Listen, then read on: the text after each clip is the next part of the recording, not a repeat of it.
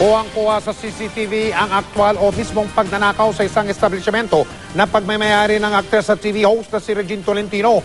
Paalala ng mga otoridad, doble ingat para iwas nakaw. Nakatutok si Cesar Apolinario.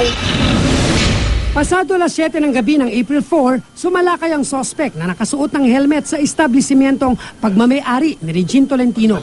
Tiyempong kaakyat lang ng bantay sa second floor ng building, kaya agad kumilos sa magnanakaw at alertong nagmasid. By the way he was acting, medyo parang he's been observing yung activity nung area. Parang feeling ko, familiar na siya sa area. So parang he knew that what he was looking for. And yun, medyo nangalkal pa nga siya. May binuksan pang drawer ang sospek, lumingalinga at maya-maya pa nakita na niya ang target. Ang cash box na may lamang 5,000 piso. Mahigit 1 minuto lang ang tinagal ng sospek. Malaking pasasalamat ni Regine na walang ninakawan sa kanyang mga kliyente at maliit na halaga lang daw ang natangay ng sospek.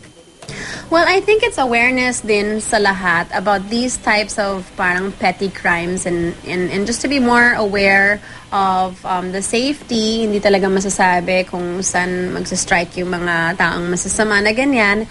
And it's awareness also on our part as a business owner to be more alert. Kanina ipinablatter na ang insidente.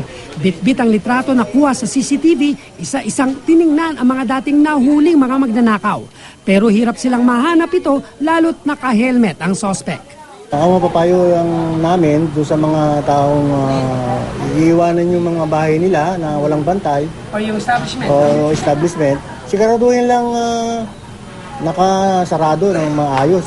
Cesar Apolinario, Nakatutok, 24 Oras.